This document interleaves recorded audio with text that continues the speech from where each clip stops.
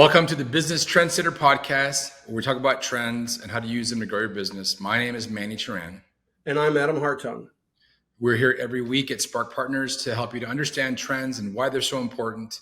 And one of the things that we do and that we teach our clients and people that follow us to do is to really pay attention. I think paying attention in this world of business is 100% necessary. And what I mean to say by that is that you get all this information from all these news sources, and usually it's in one ear, out the other. And a lot of business owners don't even do anything about it. And if you watch the big corporations, the ones that we like and follow, the ones that we believe are following trends, the Facebooks, the Metas, the Googles, all that, they listen, but they also act. And I think that act portion, the execution is lost with a lot of people that we speak with. They're either too scared, they're frozen, they don't want to make any moves, so they just stay stagnant, or they actually come to fruition down the road. And so I think that the conversation today has to do with some new things happening within the meta landscape, and that is with threads. And so I want to kind of talk about the market adoption cycle a little bit with respect to you, Adam, because I know that you just recently signed up for Instagram. And so maybe give us a little bit of a history of your Facebook to Instagram to threads sort of history, and sort of understand why you did what you did and why this implications with thread is important to the business owners that follow us. Sure. I was an early adopter of Facebook, but I wasn't an avid user. When LinkedIn came along, I was one of the first 10,000 people on LinkedIn. I have a really low number. And I had used that in a lot of ways to communicate out, reach out to people. Facebook came along, and because it was a competitor to LinkedIn in the early days, we saw them very similar at that time. I signed up for Facebook. But again, I never used it very much. I think the most I ever used it was when my son was killed. And then that was because he had a large network, and it was a way for me to connect and interact with all these young people that were his friends. And so I was pretty active for about a year with that. And then what happened was I saw a need to kind of transition a little bit. So I redid my page and went back to being much more of a professional positioning on Facebook. And professional positioning on Facebook is not a big win. There's not a lot of people going to Facebook for that kind of business. It's a great place for advertisers to reach out to individuals for direct-to-consumer marketing, and it works well there. I've joined a number of Facebook groups, and of course, I like to post links to our podcast. I would say about 50% or 60% of the business-oriented groups I join on Facebook kill me after about a month because they say that I'm advertising when all I'm doing is posting a link to a podcast. So it's just not a real business user-friendly environment. When Instagram came along, it was definitely not for business in the early days. It was a great technology, and it was a great sustaining innovation. So Meta today, Facebook of the old, when they launched Facebook, that was very disruptive in terms of how you could connect with people, interact, talk to people, and how you could share information. Instagram was like a next phase of that. It was, they'll let you use pictures and images instead of having to use words. And it was a great add-on to the business. It gave more ability to connect, and it gave more opportunities for advertisers to reach out to people. But it was a sustaining innovation. It was a big innovation, but it was basically to sustain the advertising model that Facebook had created. I never got into it. I had no interest in posting a lot of images. And anytime you're on social media, if you don't keep up with it, it's not any good to you. You can't just go and say, I want to hit that once a month and expect to have any success with your relationships or building relationships or learning. So I didn't want to get committed to having to post a lot of images, so I didn't ever sign up for Instagram. Well, I signed up. I tried it for a little while. I realized that a lot of what was on Instagram I didn't enjoy. And I was getting pinged a lot at the time. I lived in Las Vegas, and I was getting pinged a lot because of my demographic for solicitations of things that were of no interest to me. And so I killed that Instagram connection. But when Threads came along, I saw it as an opportunity. It's another sustaining innovation. It's another reach out to the base, the advertising base, the user base and the advertising base. So I did go ahead and sign up for Threads. Now, and interestingly, they tell you if you have a Facebook account, it's like, a couple of clicks and you'll have an Instagram, and a couple of clicks you'll have a Threads account. I don't use my phone for a lot of social media, and it's primarily because the phone size is small and it's difficult for me to read. I have to use glasses. A lot of the images are difficult for me to make out, and I I don't enjoy the format of a phone. It's too small a format for me at my age. So I tend to do all my social media on a laptop. Well, I have to tell you, when it came to signing on to Threads, that was not a couple of click situation. I tried with my Facebook account. I went to the instructions for how to set up Threads, and it started off, well, we have to have an Instagram account. So then I like, okay, I got to now go open an Instagram account. That turned out to be more difficult than I had assumed. I couldn't open it through Facebook on my laptop. And when I tried to find instructions, the instructions I finally concluded were for using the app on a phone. And it was very clear that there were things that were easy to get to on the phone that were more difficult to try to reach on my laptop. So I abandoned trying to get Instagram through Facebook. I went ahead and opened up an Instagram account. Then after I opened up the Instagram account, the instructions for how easily it was to be able to connect with Threads, again, pretty much driven by using the app on a phone. Because I was on a laptop, it wasn't nearly as easy to set up. I think it probably took me about 45 minutes to finally get the Instagram set up and the Threads set up. And then I was able to link the Instagram back to my Facebook, but it's not under the same name. So my name, Adam_Hartung, on Facebook, which I got early because I was an early adopter of the platform, that that I wanted that to be my name on Instagram, but it wouldn't let me do that. And the reason it wouldn't let me do that is I'd set that one up a long, long time ago that I then quit using, killed off, and I couldn't figure out how to get a password for it. It looked like it was just a dead lead now, that it didn't go anywhere. So I had to come up with a new name for Instagram, which is different from my name on Facebook. And then what I did was I had to sync it from Instagram back over to Facebook so that if somebody pinged me, like if you would ping me on Instagram, I would know that something came through. And then I went to Threads and I posted a couple of threads. Now, it doesn't do you a whole lot of good to post a thread if you don't have any followers. Yeah. So I have about I think 13,000 followers on Twitter. At one point, I had 25,000, and then I went through a pretty significant effort back around about 2013 to kill out all the bots. We pulled all the bots out, put in some tools to try to keep the bots out of my count numbers so that they would be actual humans that were signed up. And it's been pretty stable in terms of the 13,000 for a number of years now. And so I post, for example, our podcast to Twitter. That way people know that they're out there, that they can watch them. But now what I realize is if I want to have Threads be successful, I have to go through the same effort to build a base of users in Threads that I had to put in place to have a base of connections under Twitter.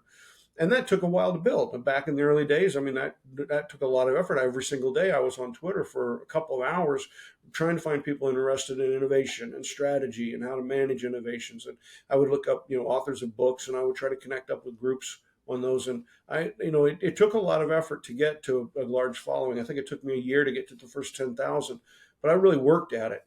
So the question I have in my mind now, am I going to really work on Threads to try to get that user base up? So that was my experience with it. I do note that a couple of things. First of all, ChatGPT was the first software ever adopted. It hit like 100,000 users quicker than anybody else ever had until this weekend. And after Threads came up, it actually got more users faster than ChatGPT. And that's because so many people on Instagram could quickly kick into it. So what that's telling you is that it's probably going to be a very good sustaining innovation. It's going to help users get connected again now with another platform that already have Instagram, and it's also very good for advertisers. And so that's actually a good segue, Adam. So first of all, here's my invitation for Threads on my phone. I'm sure if I click a button, it's going to say get Threads, and there it is. Download it, and I'm off to the races. Yep. So you're right, on the phone, it's a lot easier. But you mentioned something that's interesting that for you and I is common vernacular, and that's the concept of a sustaining innovation. Yep. And, for a lot of our base that are just coming into the Spark Partners domain here, they may not know the difference between a disruptive and a sustaining innovation. So this might be a good opportunity to share with them what the different differences are. Sure. So a disruptive innovation, for example, is the large language networks that are forming behind like ChatGPT and other artificial intelligence. And the reason that's disruptive is because it offers the opportunity to get things done in a whole new way that's much more efficient, effective, and productive. And so that means that it's going to be adopted. So it's kind of like fire or the wheel. Disruptive innovations are whenever somebody sees it, they're like, well, I want to use that. I need to use that. And you can see that it's going to become widespread, used by a lot of people, and it will change the way people work. For example, in our work, a lot of times I need to brainstorm an idea. And I'm sitting here at my desk by myself, man, it's just you and I. But I'm sitting here and you're busy and don't want to call you. So I'm like, okay, how do I brainstorm up a bunch of different ideas around, for example, how one would um, different businesses, different suppliers that a small business would want to use. You're starting to create a list, right? And then forever I would do this, and I would sit there and spend 2 hours brainstorming by myself, trying to write things down. Well, now I can just go on to ChatGPT and I can say, give me a list of the best, give me the list of the most common service providers for small businesses, and I instantly get 100. Right, so the brainstorm is there; it started, and now I can really work with what I set out to do, which is apply that for solving a problem. So that's why it's disruptive. It's something that now that I've used it, I'm going to continue to use it. I wanted an image, for example, for a proposal I was working on, and I couldn't find an image that fit. So I went to ChatGPT and said, I want an image to do, and I described what I wanted it to be about. And it was interesting. ChatGPT came back and said, I can't create images, but here's what you want in the image, and described the image in quite a bit of detail. And that said, okay, now I can go create that image from scratch, which is good Yeah. because then it's my image and it's not somebody else's image that I've ripped off, right? So that's disruptive. Everybody's going to end up using it, and you're going to use it even if you're not thinking about it. Alexis is a form of disruptive, is a form of artificial intelligence. Those are all going to keep getting better. But what a sustaining innovation does is it takes your existing user and allows them to continue to do your customer to do more, better, faster, and cheaper. It's just more, better, faster, cheaper, pretty much the same thing they were doing before. So the customers of Instagram, Facebook, and Instagram now can use threads. So it's more of what they've done. In some ways, it's better. It's cheap, which is free to them, and it's quick. It works really well. So more, better, faster, cheaper. The second part of that business model is the advertiser. Advertisers want to reach individuals. They've already gotten used to advertising on Facebook. They're used to advertising on Instagram. Now they can use the same models and algorithms that they have for Instagram to place ads on threads. So it's more, better, faster, cheaper for advertisers as well to try to reach out and get to people. That's a sustaining innovation. It's not going to create a tremendous breakthrough in how we work. So you go back again. How do people use Twitter, right? Twitter has been a quick way to communicate short bites of information about things that are interesting to us. So for me, it's all innovation and strategy, right? And I'll try to follow that.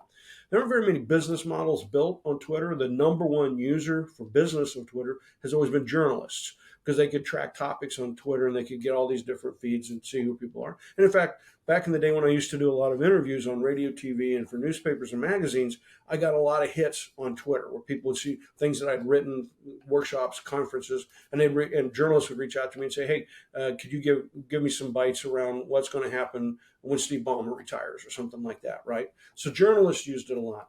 The rest of the people were using it for, I think, communications, like I was. And then in about 6, 7 years ago, we started to see it was forming groups around all kinds of misinformation. And that started to hamper the platform, Twitter platform. Pretty much Threads is like the same thing. So another report I was reading today was that the sort of misinformation chaos that has been difficult on Twitter has already started to affect Threads with people putting out. Already. Yeah, already. It's crazy, wild theories and schemes and things like that are already proliferating on Threads. So it'd be interesting to see if if the people at Meta can get a better control, can get a handle on that, on that misinformation. We know that I think one of those really good things is it's another way for Meta to grow its revenues. It's another way for it to help people get in the platform. They're on the Facebook, Instagram, Threads platform. Then they can connect with other people. So they're still in that same community. So all of that makes sense as a sustaining innovation. It's really good if you're like a Facebook if you're a Meta shareholder, because now what we see is something that's a revenue generator. So if you go back to where we've talked about Meta for the last 18 months, a lot of it's been on these virtual reality, these VR headsets, right? And the Quest headset that they sell. And the question has been, what's the killer app? Who's going to pay for it? What's the ad model? How would that work? And so you see billions of dollars being invested in that, and not a real good line of sight to what the payoff's going to be. Even WhatsApp, which they paid a lot of money for, they're still not clear that you've got, what's the revenue model going to be on WhatsApp? But now with Threads, it's obvious. So I'm like, oh, okay, it's more of the same. It's like having an iPad after you've had an iPhone, right? It's just a Yeah. different platform. So from the revenue perspective, people say, "Oh, good. Now we see Zuckerberg's leadership team's not asleep. They're thinking about revenues. They're going out with this new platform, and they'll probably generate some really good revenues and take that heat off of the VR headset, take the investor heat off of them, help them to grow." The Yeah. interesting thing about why this also makes a lot of sense is because of how Elon Musk pretty much made this happen. And that, if Twitter had still had the same people running it as before, if Twitter was still working very, very hard at the advertisers and had gone down the path it was on, which was to try to clean up the misinformation, was trying to make sure, get rid of as many bots as it could, keep control of that, look out for bad guys on Twitter, everything from people that are soliciting for sexual favors to people that are trying to mess up with elections or people trying to put out false information about leaders or their neighbor. They were trying to clean that up. They really had a consistent effort at that. Well, when Musk bought it, he said, "I'm not going to worry about that." And he fired a lot of people, and so that just opened the doors Yeah. really wide. And advertisers had to fall away because you don't want to have here's a bunch of tweets about some really bad topic, or some set of lies, and here's your ad next to it. That's not a great way to advertise. Your Right. reputation can go to pot really quickly. But now, if here's Threads, like, oh, we could get back in reaching those people through Threads. So Musk, in his desire to take over Twitter and his outrage over how it previously run and the changes that he made, he pretty much opened the door for a competitor to come in. And the good news is, again, we look and see Meta sees that, says, hey, we can quickly throw up that kind of a platform. That's not the challenge in an Instagram or WhatsApp was. The technology is not hard to get. It's not hard to write that stuff. Let's throw it out there. Let's get out there and see what can happen. That's a revenue focus, and that's good. So sustaining innovations are good. When we present, we also talk about, what are disruptive innovations and how will they affect the world. ChatGPT, AI, large language models, that's disruptive. But sustaining innovations are really important because they help drive revenue.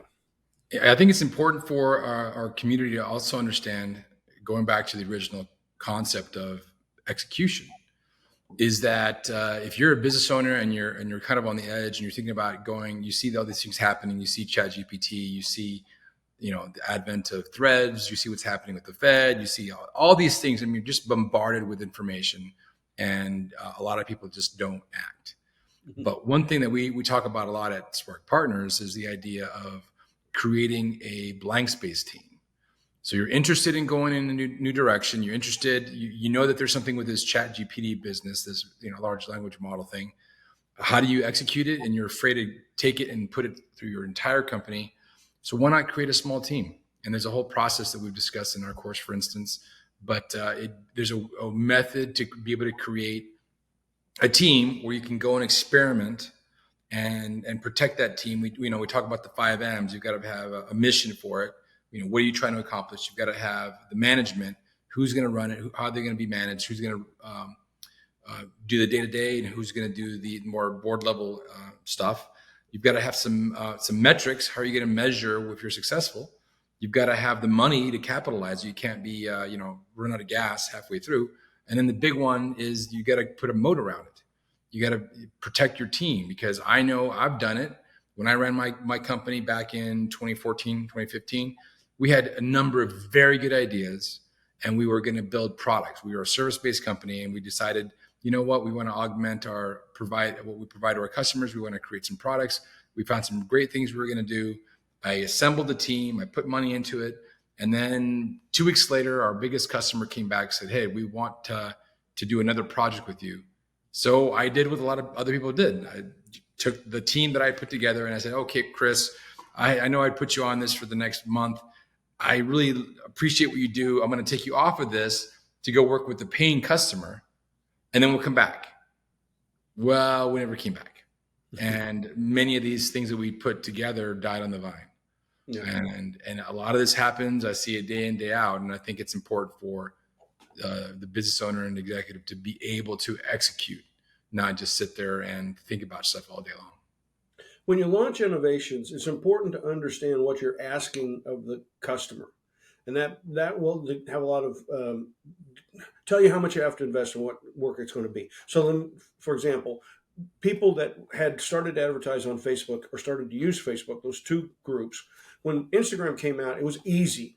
It wasn't a big ask to say, oh, here, use Instagram. If they already knew how to use Facebook, using Instagram was plenty easy. If you already advertised on Facebook, advertising on Instagram, plenty easy. That's the same thing with Threads. If you've already got a team doing that, now you've just got another platform. So the ask isn't very high. You got me to go on to Threads that quickly, because it's like the ask wasn't all that high to get me on the platform. The ask isn't all that high for the advertisers. So the existing people can continue to do it. But when you have to have people, you're asking the customers to do something new and different, you have to be really, really thoughtful about that. And so I've worked with a lot of people who say, well, we had this great idea and we got it to the product and we had some early users, but we really struggled to try to get people to continue to use the product. And that's because we sit there and say, well, look, what you're asking is you don't have something that's disruptive. It's not a tremendous improvement. You're trying to do more, better, faster, cheaper, but you've got some difficult asks. The example I use is the Susan B. Anthony silver dollar. So from the perspective of the U.S. government, paper money goes away quickly. It doesn't last very long. So it's expensive to keep printing paper money. So it's much better to do like they do in the rest of the world where you have coins, right? And so the Susan B. Anthony silver dollar was to replace the dollar bill. It would be a coin you could use in machines. You could use it, like silver, but they would last for years and years and years, much better than the dollar would. But it didn't work. And the reason it didn't work was because when you went to buy something, like you go to the grocery store, if you pulled out a Susan B. Anthony silver dollar, there was nowhere in the cash drawer to put it. They had a place for big bills, 20s, 10s, 5s, 1s, and then they had a place for quarters, dimes, nickels, and pennies. There was no place to put the Susan B. Anthony silver dollar. So now you're forced by law, if you're a retailer, you have to take these things, right? So the cashier takes the silver dollar, and then typically dropped it in the quarter slot. Well, now the quarter slot and the silver dollars are there, and they're not that much. They're different, but what would happen is, now you're giving people back silver dollars instead of quarters, for change, and so and you couldn't use them in a machine. They didn't go so like if you want to go buy a soda, you couldn't put a Susan B. Anthony silver dollar in a soda machine. They wouldn't accept them. So what they needed to realize was, okay, if we're going to go launch this and it's going to be a better, faster, easier, we've got to make sure the infrastructure there. So they should have gone to vending machine manufacturers a year or more in advance and said, look, what do we have to do to get you to build machines that will accept this? They should have gone to the manufacturers of cash drawers and said, look, what do we have to do to get something so that when we launch this, you can just say, hey, we've got all the cash drawers ready to go. We'll swap them out. Here's how much it'll cost you. Get your infrastructure ready. So what we see is, if it's a sustaining innovation, it needs to be super easy to use. It needs to fit the model as it exists today. If you don't do that, they typically fail. Another example I like to use is large soft drinks. Like, I know, Manny, you lived in Tucson. A lot of people listen to us live in Texas, Southern Hemisphere. I'm sorry, the southern part of the United States. It gets hot, and we like big drinks, 64-ounce drinks, big drinks, right? And so when they first came out, a big drink had a bottom on it that was, like 5 inches in diameter.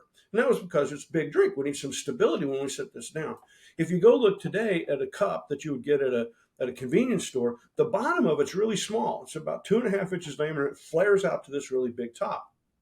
It's a very unsustainable, type of a product to sit on a desk. It easily falls over. But why?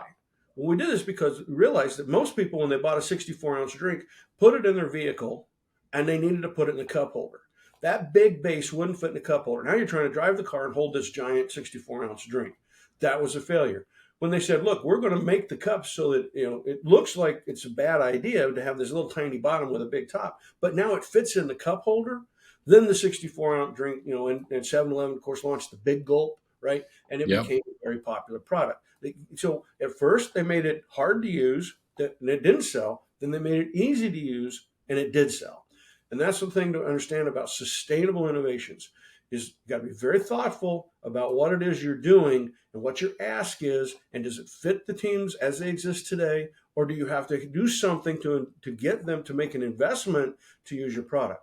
Yeah, my example that I really love the most is the iPhone versus the Microsoft Kin. They both were fundamentally a platform for, it's a phone with a platform for other things, right? And the reason that the iPhone became, was on top is because they went out and they built the app people first. They got all the apps lined up so that when they launched the iPhone, they had a place to go get the apps. Whereas the Kin was a platform that then went out and solicited, hey, if you want to build an app, come on over. But they didn't do that ahead of time, and people didn't want it, and it was off the shelf in, I think it was 6 weeks. Yeah. $1 billion project by Microsoft. They're probably their biggest black eye. So people will talk about sustaining innovations. What's the chicken and what's the egg, right? And which came first? And the idea here is that they come at the same time. If you're going to, as you said, if you're going to launch a product that's like the iPhone, you have to have the developers in place before you start, or it's just not going to. You're not going to have anybody use it. But because why do I want this? It's more expensive. You've got to give me something, and the apps were the gimme, right? And so they had to get the developers first. So that's what we're trying to work with our clients. Is first of all, let's see, is this a disruptive innovation or sustaining innovation? A lot of times people think an innovation is disruptive when it's just sustaining. I mean, it can feel like Threads is disruptive, but it's not. It's a sustaining innovation. That sustaining innovations can be big, right? Then they can be big businesses. And so Apple Pay is becoming big. The Apple Watch is not a disruptive product. It's actually a sustaining product that gets you into the Apple ecosystem. And you're saying, oh, look, I got my Mac, I've got my iPhone, I might have an iPad, and now I've got this watch. And it all fits in one ecosystem. That, from Apple's point of view, revenue generation, keeps people on the platform, and it's very sustaining and good for growth. And it can be very, very successful businesses. So you don't have to be launching disruptive innovations all the time to be successful. Sustaining innovations are important. Sometimes sustaining innovations don't have a real long half-life because the competition catches up. And we've certainly seen, Alphabet has tried to launch off numerous Pixel phones, right? And they say, okay, we're going to compete with the iPhone. And the reality is that you look at the numbers all the time, and Apple does not have the dominant share of units out there, but it has the dominant share of revenues and profits. And that's because the competitors, because they don't have that really good ecosystem where you get all the value, you won't pay as much for those phones, and so they have to sell at a much lower price. So these are the things you have to think through anytime you're launching a product. And one of the reasons so many products don't succeed isn't because it's not a good idea, and it often will help the customer do more, better, faster, cheaper. But if it doesn't fit the way they work, you got to be real clear about that. And you have to say, are they going to make the change they have to make to use this? And realize what your ask is, because your ask isn't just, hey, you're going to have something that'll be cheaper. Your ask is you're going to have something be cheaper if you make this change. And a lot of times you have to help them out with that, right? You have to be, like I said, the government should have gone in and given subsidies for people to change out cash drawers. And that would have made it possible for the Susan B. Anthony dollar to be used much more effectively. So, but then when we look at disruptive innovations, like, okay, that can be a really big win. Okay, I agree, that can be a big win, but that is a big ask. So now, if you think about the early days of the internet, a lot of those companies that started on the internet, they're gone. I mean, Ask Jeeves is gone, right? AOL is pretty much gone. A lot of the early stuff in the internet's gone. Then we progressed where you have fewer competitors, but they put more value into it. Right now, I would tell somebody, if you've got a team like you talked about, Manny, they should be thinking, first of all, how do I use ChatGPT and large language models to help sustain my business? What kind of innovations can I do? Like, for example, in my case, we work with clients. We need to do a lot of brainstorming. We can use the tool to help brainstorming sessions move much quicker. Okay, that's great. That's sustaining our business. The disruptive might be to say, hey, look, I've got this this AI thing, and it's online, and give me $100, and I can help you set it up, and it'll do what Adam does. Now that would be disruptive, right? Yeah. If we could do there, I don't know if we can or not, but if we got there, that would be disruptive. But think of what I'm asking the customer to do now. I'm asking the customer to trust in something that is a piece of software to replace what we do as humans in the interaction, discussion, and that kind of thing. That's a big ask. And because it's a big ask, disruptive innovations are hard to launch. And they are hard to figure out who's going to be the winner. And they're hard to figure out where the profit model is going to come in, where the revenue is going to be high enough that you're going to have a profit come out of it. I heard something the other day that's really interesting. I think I'll share with you, Adam, is there's a difference between a need and a problem. Yeah. Get this. So, you've got a car, you got some tires on it. They're balding, they're cracking. You need to get new tires. But guess what? you still drive around, you still parked outside, you use the same 4 ball tires. But then you drive out to somewhere and you get a flat tire. Now your need turned into a problem. Yeah. And I think that when, these people that think with the disruptive innovation side is they think about that in reverse.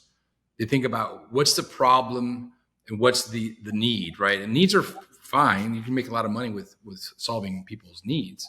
But if you solve their problems, that's a bigger explosion of success. Yeah. This has been fun, Manny. I think people are maybe getting a better handle on sustaining versus disruptive innovations, and that's what we're all about. Exactly. All right. Any final thoughts before we log off for today? I hope everybody goes and gives Thread a try. I really do. It's going to be interesting, and I think it might actually end up being a Twitter killer down the road. So we'll see. We'll see. All right. Very well said, Adam. Cheers. Thank you.